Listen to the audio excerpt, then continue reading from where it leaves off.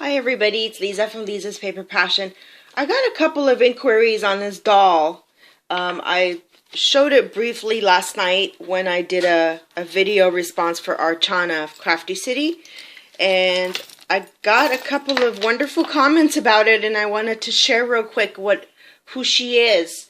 I recently acquired her from an antique store, and I was asked if she was for sale, and I hadn't really thought about it because I just bought it for myself, but I think I am going to offer it for sale for the couple of people that inquired on it, and I will let them know what my price is. But anyway, meanwhile, I wanted to show it to you because no, I did not make it, although thank you very much for thinking that I could make something so beautiful. Let me turn on the light to show her better. Okay, that's much better.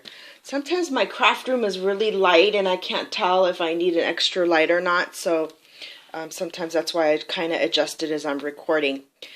But anyway, I did get her from an antique store and she's gorgeous. I'm holding her up with some stuff in the back just so that I could lean her against while I was talking to you. It is a porcelain face. And this is just some kind of decoration on there. And I bought it with thinking maybe I'll alter it, but I was just planning to leave her as she was in my craft room. She's tall. It's kind of like some kind of potpourri because she definitely smells good. This is her body underneath it. And I was looking at it so I can try to think of a tutorial to replicate her, but I would have to find these doll parts because the arms do go through all the way. Look at, I'm feeling her arms. They go through all the way, and they are real parts. As far actually, it's just the hands that are real, and her face. I mean, that's definitely. I don't know if you can hear it, but that's definitely porcelain all the way through. That's the back of her bonnet. Looks like two flowers. And she was meant for hanging because, well, that sounds kind of freaky. Sorry about that. She was meant to maybe be hung from a tree or something as a decoration.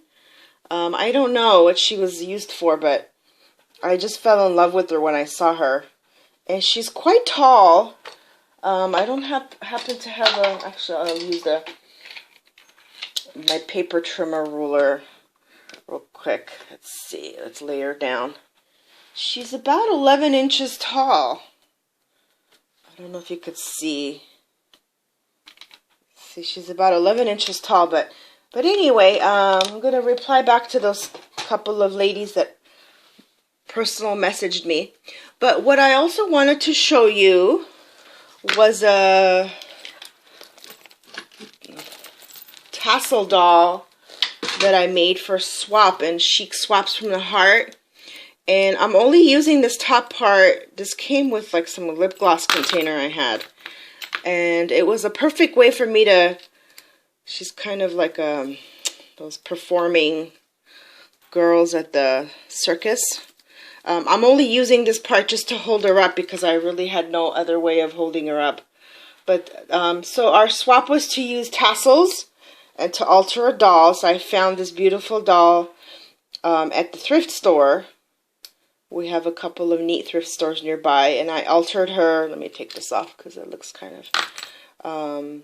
She was already beautiful as she was, but I had to take her legs off because she's a ballerina, and her legs were kind of pointing in all directions. So I took the legs off and I sent it as a rack to someone in the Heart of a Gypsy group because she made a comment as she was going to be doing something with it, and I thought, what a perfect way, because I didn't have any use for the legs. So I positioned her this way. She was the kind of doll where you pull a string and she moves around. So I had to glue in, not glue in, but glue shut like the areas where she would be moving around. That way she didn't move around. And I loved how she's facing that way and striking a ballet pose. So I did alter her. I bought this lace as like actually I started with some pink tulle, and then I added the really pretty pink lace that basically covers her from her waist all the way down. And then the tassel part of the tassel, I had this pink tassel that I got in my stash, so I just decorated her with the tassel. And then just gave her a couple of extra little decorations. Put this beautiful trim in her hair. And then the bottom part, I didn't want to just stop at that part, so I added this little dangling charm that I had made. And I had made it a while ago and wasn't really sure what I was going to do with it, but you know, I figured it would be perfect for this tassel, for her, for tassel doll. And it was pink and white, and that's kind of the theme that I wanted to stick to. So I have all sorts of goodies here from all the gifts I've received and things in my stash. I think this one Gladys made me. I love that. So anyway, so that's my altered tassel doll in her full glory. I'm going to be mailing this out in a swap, but since I thought today was doll day, along with her, see, she's pointing to her saying, hey, what are you doing? So anyway, just wanted to share this quick video. Hope you enjoyed my dolls, and I hope Bonnie, who this ballerina is going to, I hope she likes it. Thank you, ladies. Bye. Have a wonderful, blessed day.